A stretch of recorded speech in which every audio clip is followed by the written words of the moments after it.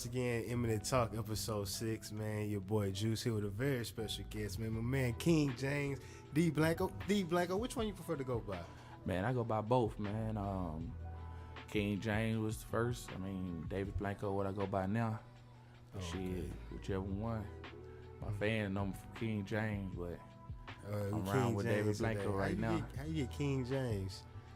First name James, and man, I've been doing this rap stuff since A-High, man. So, shit, really, I just been beating out the competition. So King just rolled with the name. So, and for all y'all out there, yeah, it was King before LeBron came out. So I'm just gonna let y'all know that. Oh yeah, so by the time LeBron came out, you was like in high school and stuff. Yeah. That's what I'm saying. So I was doing this rap before LeBron came out, before they knew about it, man. Man, that's what boys so been grinding. Honestly, I think I need some percentage from that. I think they owe me some percentage from the name. So, but now it's all love. And you went to Smiley, right? Now I went to the Brook. You went to the Brook, okay, before Forest Brook. Yeah. Same thing, I say actually same question, man. How is it different now that they're like, from the north side? People who not from like Houston or maybe listening to this and not really know much about like Smiley, Forest Brook. One of the biggest rivalries in Houston. Battle bands used to go down, football games. It was a real big like north part of the culture on this side. Now, do you think like we kind of like lost something from like losing those two schools and them combining it now? Well, it was gonna happen anyway. I mean, they were talking about it when I was in elementary. So every year they kept saying that they was gonna merge the schools. They were gonna merge the school, but it never happened. So every year we got lucky to, be able to make it out of there before they was able to merge the schools. So like, I mean, yeah, we lost something because I mean like every district had their rival schools, but now we don't have that rivalry no more. We just have one, and I mean.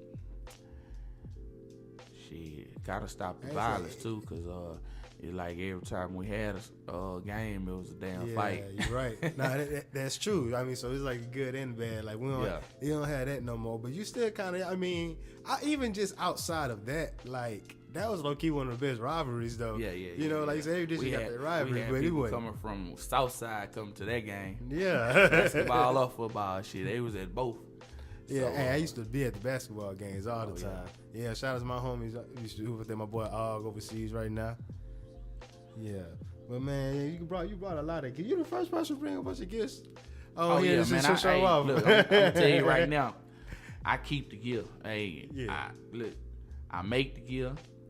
I got someone else make the gear. The embroidery patches. The vinyl patches, I do them myself, but man, yeah, every day I wear something. If it's just a hat, a t-shirt, hopefully I can give me some socks by springtime. Hey, that'll be dope. That'll be a real good move. So for those tell them about the line though. What's the brand name? So Dedicated and Committed, which is DAC. We really started from the click. Mm-hmm. It was the click. DA click was the C. So it was just a brotherhood that we had. It wasn't, only one did music in the group was me.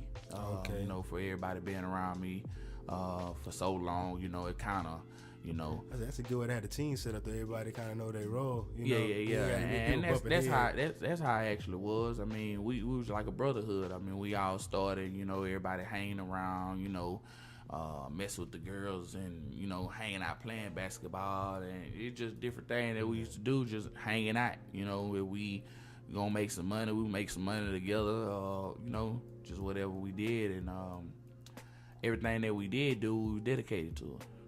So when we changed the meaning from the click to dedicated and committed, I mean, it kind of changed the way everyone looked at it. So we started getting, shirts, hoodies, and everything. Passing them out to people at shows and, wearing them to the shows and everything. And the brand we've been branding since 07. Yeah. Yeah, so as far as something on first hit a shirt, it was 07. Yeah, so that's a 10-year challenge for yourself right there. So we still rocking with it. We still branding. We're trying to just push it further. Right now, it's just here. But hopefully by this summer, I can have the East Coast or the West Coast, North and South, just the whole United States, someone.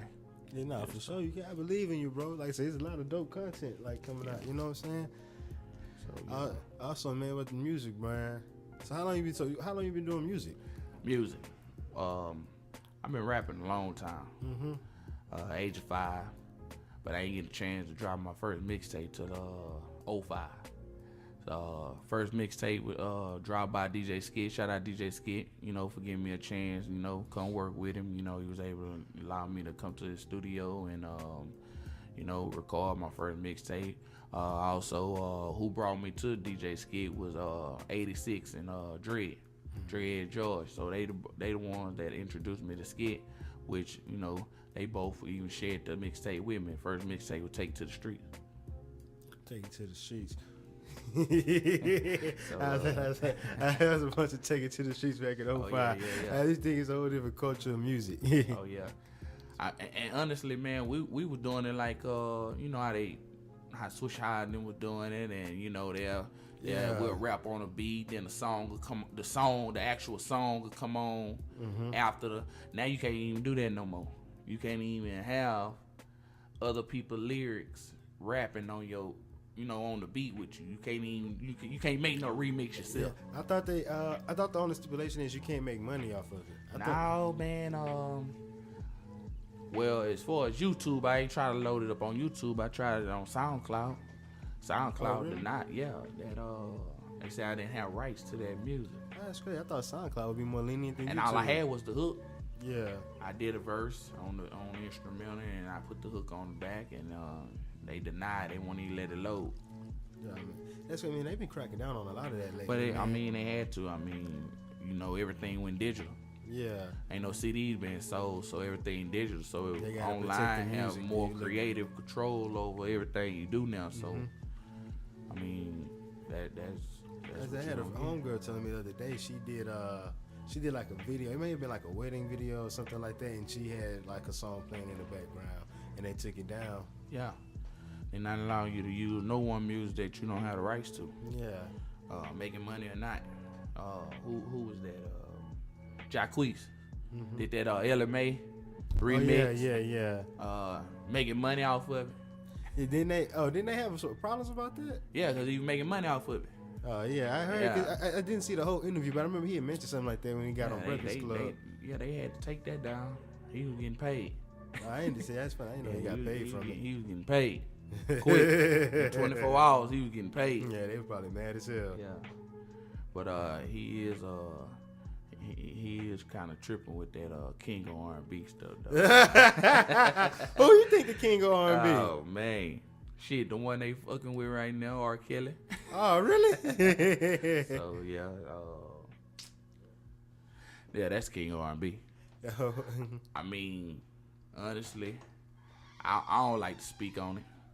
But, people say the allegations and all that. Come on, I don't know too many people that beat charges like that. You know what I'm saying? So how much truth do they have to just keep letting this man walk up out the? You know what I'm saying? Well, last time he had a video, and their argument really was literally. I think that's some digital P. Yeah. You know what I'm saying? How do you know this is? You know what I'm saying? How you know they can't do that? Which is funny because I saw an interview with Neil Brennan recently, who worked on a Dave Chappelle show. His thing was they said they did the Piss on You video on Dave Chappelle, and it's like their attorneys, R. Kelly, saw that and was like, oh yeah, and made that their real argument. Yeah. You know? Yeah, Dave crazy. Chappelle, Dave Chappelle, he was crazy with that one. Yeah, I think he said, "I'm a pee on you." I watched the clips. Yeah, man, they can't deny. Lifetime. Honestly, I'm gonna just tell it real. Lifetime just gave everybody a chance to just make some money. Everybody said bad things about R. Kelly, but nobody lost in that situation. Lifetime ratings has been higher than they ever been. They paid these parents to be on the show, and they pulled R. Kelly music from Spotify and Apple, but his sales went up. So nobody lost. Well, some people argue, especially the parents. Their argument is like even if I don't know if they got paid or not, but the trauma that they're receiving from this is like, the payout is not really like they getting a payout, because a lot of people are coming at them like, oh, you just doing this money, like, protecting R. Kelly and kind of discrediting their arguments. I'm not taking a stand. I'm just playing both sides. I mean. Yeah, I'm playing both sides. I'm just saying. Listen, the other side of the argument. Man, I know some girls. I dated some girls, and I know girls my partners dated. I know, what they did, what they do, what they still doing. Come on, for somebody to be at somebody's house, won't come outside, your parents throwing rocks at the one deck. Man, I said the interview with Master P. Master P said he would have burnt the building down. Everybody would have came out. So, I'm the same way. Like, my child in there won't come out. She ain't been here because I know her kid ain't there. The man be everywhere on tour and stuff, so. I don't necessarily mean she not being here. They got people inside them on saying, hey. Man, them girls in there living lavish, man. I really don't know. I ain't really kept up with it. I really don't know all the stories, the details of what's going on inside anyway. That's why I said, man, that's why I didn't even want to speak on it, because, like I say, Lifetime just did something for somebody, for everybody to get paid. They can say what they want to say, but they ain't heard him. His sales went up. Really? Yeah. That's crazy how people stuff like that. Where his sales went up from this. Yeah, negative went positive. Oh wow. Yeah, they pulled his music, and when it's about music, man, I try to stay in tune about the music. All the allegations and everything they got on him. I don't too much, worry about that or care about that. But when it got something to do with music, I heard sales go up. I'm like, damn. So basically, like compartmentalizing, like separating the man from the artist. Yeah.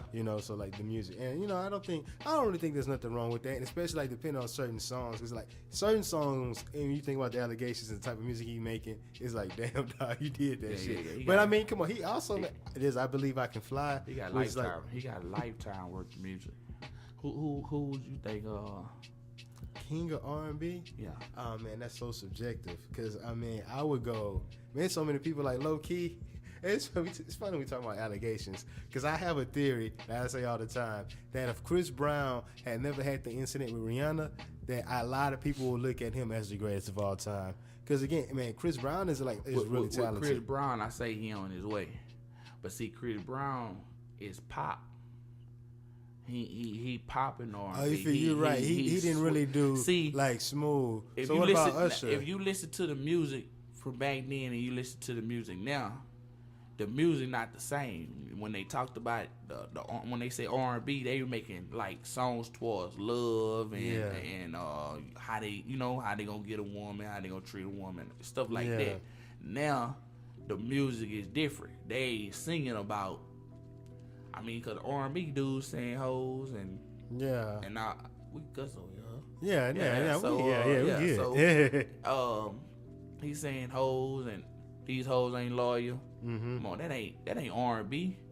But he was also way different before that incident. So, like after that, he did start doing a lot more. He got that like bad boy image, and he rolled with that all the way. Before, cause you're right, he was more pop, but he did. But that first album, he had some R&B. Most R&B people right now is considered pop. They don't consider themselves as R&B singers. They all saying they pop.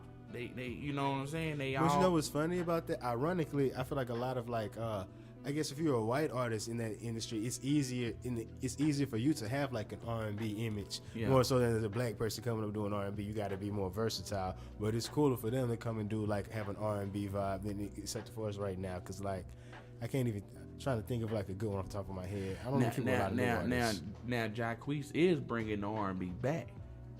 Now I can't say he's the king of R&B, but he is bringing it back. Just by the song that he doing, that remix from Avant. Yeah. That what's the new song? The new one, the new singer that he got. That's catching the wave right now. So I don't listen to a lot of new music. But you said if he bringing it back, how do you feel about Miguel then? Miguel got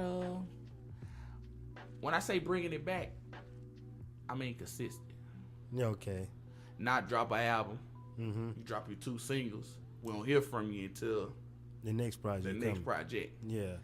I mean, I guess because he's on his age right now, the record label that he on, you know, in between albums and in between singles, he's doing remixes, he's doing covers, he just staying consistent to stay in the game. Now Miguel, he have done, you know, different things as far as, I mean, he do have #1 hits, he do have platinum albums, but I'm just saying, like, at his age right now, where Jacquees at, I mean, he has so much more to go, and if he keep doing what he doing, I mean, he's really gonna own up to that name. I mean, cause that's what R. Kelly did. R. Kelly hit us with music after music after music. He ain't just dropping. His videos have stories. You know what I'm saying? So you got the Contagious with a story. You got the Trapped in the Closet story. Yeah. Then he just did a 19-minute song. You see what I'm saying? Now I ain't listened to the whole song, but I ain't listening to none of it. But I'm just saying, it's just by staying consistent, and that's what I see from him right now. So who's your top rapper? Your top 3? Top 3? Yeah, no specific. Of all time or now? I'll say all time, like your personal, like as far as who inspired you, you know? Man, I grew up listening to different rappers. I'm not gonna lie. I had an older brother. My older brother is from, you know, he's already a teenager up in age. So, I mean, he had a lot of music. I grew up listening to, first group that I was listening to, Bone Thugs and Harmony. I always wanted to be in the group. So That's be crazy. rapping fast and stuff. Everybody was like, man, you got to slow down. I'm like, man, I'm J-Bone. Yeah. So, real talk. Yeah, I'm J-Bone, man. Talking You know what I'm talking yeah. about, you know. So I used to say that when I was little, like, man, I'm J-Bone. I was rapping real fast. So we had, you know, Biggie cassettes. We had Tupac cassettes. We had DMX, you know. So those was the artists, the Locks. Okay, yeah. You know what I'm saying? Like, all those other artists, you know, came about after all those guys had. That's why they don't being mentioned right now, because all the other guys came after them. Yeah, and I'm going to say, man, it's just like that time period that you just named, man. Like, we used to have so many great artists. Like, it was saturated with people with talent. Nowadays, it's the opposite. You know, it's saturated with a lot of people just trying to get on, you know? Trying to get on and be seen. Yeah, you know. See, the artists back then weren't trying to be seen; they were trying to be heard. Exactly, they respected the art. Yeah, because even somebody like, you know, from Houston, Chameleon. I mean, it was on one of his mixtape Messiahs. I think one of, you know, he did like a whole bunch of them. But he was like, it was an interlude where he was actually talking about like getting into hip hop and having like a piece of paper and like wanting to fill that paper up with words. You know, he felt that was art to him. I feel like after Lil Wayne got hot, everybody got on this like, okay, I'm just gonna this freestyle way, putting something out like quick microwave type of mindset. Not dissing Lil Wayne, what he did was hot, but you know, people mimicking that, I feel like was more so the problem than, you know, than his actual format. What he did was Lil Wayne, he made so many songs at 1 year. Exactly. He dropped Carter 1. That's when he like. That was like a new brand. Exactly. That's when he came. I'm the best rapper alive, and everybody rolled with that. Yeah. Carter 2. My personal favorite. Yeah. And then you have this year where he just went for all those features. He like helped everybody that was in the game. Exactly. And then after those features, came out mixtape after mixtape. Yeah. So and then he just went into. I don't know if he in his mind he say he did enough or what the case may be, but honestly, he just started saying whatever. Then that's when I started seeing everybody else say whatever. Yeah. And not to say he started the trend, because it was always a different trend that was coming about already. I mean, we had the dance era. Everybody making dance songs. And, you know, and that always existed in hip hop. You know, they always had dance songs. They always had pop songs. You know, like I said, I can't even. You know, we don't point to those as much. We like to say, oh yeah, no, back in the day, you know, they had this, we had Biggie, we had Pac and all that. Like, that's not true. There's also Will Smith. Not saying that. And I think Will Smith is actually, you know, pretty talented as well though. But you know, he wasn't like. He's not as bad as like what we see now in rap, but but you know, a lot of people looked at him as like a pop artist too. Yeah, get jiggy with it. I didn't I didn't never. That was cool little hook, you know. Yeah. Get jiggy with it, you know. That was something fun, catchy, Yeah, you know. you know, he had summertime. And, Parents don't just don't understand. I wasn't just I just didn't no fan of Will Smith. I mean, Yeah. as far as his TV shows, I watched them. Exactly. I watched the episodes and the marathon all day and night. And that's more so what I'm saying. Like Will Smith, even though he was like what would be considered the pop music, he was widely talented in a lot of areas. You know, he had a lot of different avenues he could go on with his talent, and music was just one of them. So he didn't necessarily have to be the best rap artist, because we saw his talent other places where it's like, well, he can combine all this together and make a great masterpiece. Like he could do a movie and make songs for his movie, and it all be hits like that. Like where as far as, you know, I don't want to like get into any specific artists. We don't see that in the people who we criticize nowadays. It wasn't just him. Even Shaq. Oh yeah. You know, Shaq played basketball, movies, and rap. You know what I'm saying? So, Shaq was only good at basketball though. Shaq can kind of rap. I ain't gonna take that from him. Shaq had a nice little hit with Biggie. So yeah, well, I'm talking about the acting. We know he ain't. Well, he is a good comedian though. He cracking little jokes or whatever. Yeah, Shaq. I would love to see a stand up with Shaq. I don't know if he ever did it before. He might be some of him out there, but Shaq, I like watching the Inside NBA with him, because Shaq is like you said, he has a natural funniness to him. You know what I'm saying? Yeah. But I feel like when he first got on there, he tried to force a lot of jokes on people, and that didn't really smooth over well. But my producer telling me like we getting low on time. Oh no, okay, no, we got a little bit more time. Yeah. But before we get out, man, you know, we talk about let's get into this. Tell you about this. By speaking on old music, if the rappers that was, because they still rap now, they still put out music because that's all they know. I mean, they still putting out music. But if the rappers from back then would just go ahead and just go back into the game consistent, then the new rappers, not to put the new rappers down, because I mean what they do, that's what they do, you know. But it will take hip hop back to a point where, you know, it'll be real lyrics and real like I say, man, they bouncing around, they playing, they doing their little swag, and they doing what they having fun, they want to do. So I mean, you know, you can't knock the hustle. That's why I say I don't have to listen to them, but I don't knock they hustle, you know what I'm saying? And that is something to point out, because you're right. I don't anybody who's trying to find a better way for themselves, the avenue they go, because, you know, like, that's fine. I guess the only critique I'm really speaking of when you speak of like the greatest who ever did it, like for example, like with Will Smith, he probably isn't going to be mentioned with some of the greatest rappers ever, you know. But no, he did music at a high volume, sold a lot of records. You know, he could be respected in it. You know. Honestly, I just seen a freestyle that he did, like a video on his son's song. Yeah, he killed that. Yeah, not too long ago. Yeah, Icon Living. Oh yeah, he killed it. Well, you know what? That was one of them. I think he had like two new videos like recently that he probably did so. Yeah, he got on YouTube last year, and he just put out a lot of his own content, vlogs, and all that. Man, I like Will. I respect Will Smith a lot. He did a thing on that. What Will live about 50? Almost. Yeah, he probably around 50, maybe a little older. I know he about my parents' age. Yeah, he probably about. Yeah, that was good. I mean, we still got Jay-Z. Yeah, still giving boys the business. What Jay-Z about 52? So yeah, hey, that's one thing about. It's funny. What's my man named Rakim said it on the sign on the song? He was like, he said, "Age don't count in the booth when your flow stays submerged in the fountain of youth." Yeah, you know, like if you can rap, that's something you can always do. Honestly, man, I don't see Jigga going out until Beyonce sit down.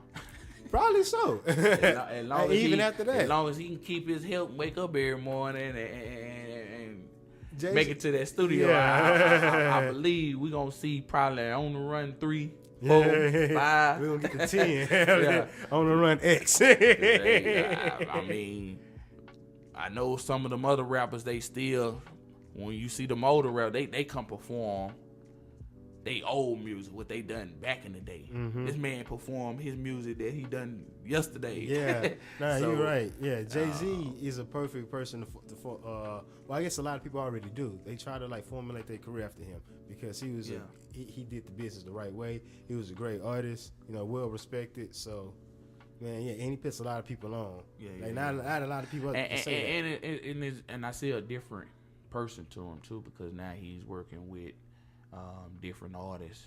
They circle kind of. Yeah. It's the connection. It's not a lot of artists. It's only in that connection. Yeah. It's Jeezy, Rick Ross, and whoever I guess they're associated with. Kanye when they on good terms. Well, I mean, that's anything, man. It's a social group. Once you reach a status, you know what I'm saying, you hang with people in that status. Even like now, you know what I'm saying, you hang with the people, you know what I'm saying, who you around, who you kind of do stuff right. People you can relate to. Same with them. You know, a lot of them, they can relate to each other because, like, once you're a celebrity, for one, it's only, you don't want to be around too many people. No way. You know, you can't trust them. Yeah, because I found I was doing between 2007 and 2013. I found myself collabing. Yeah. It was like, hey, let's do this, let's do that. I did a lot of collaboration songs with a lot of people between 2007 and 2013. Maybe by the summertime of 2013, that's when I started telling myself, well, I'm gonna start. I need to do a bunch of solo songs because sometimes we'll come up, you know, me and my guy will be like, shout out Ben Franco, shout out Jay Rilla. We'll be doing a song, and then, you know, we'll just one person saying one thing, I'm saying something else, they saying something else, so we like, okay, how we gonna do this, or how we gonna do that, or maybe when I hear the song, it don't sound like what I wanted to sound. So I started doing a lot of solo songs, and ended up dropping my first like major project in 2014 in March, which is Black Crown. Black Crown is on datpiff.com. Still loaded on there. Still get hits and everything. So we got to wrap this up. When your next project coming out? My next project, I'm working on it right now. Really gonna be like 5 to 10 tracks, maybe 5. My little EP. Don't have no title for it yet.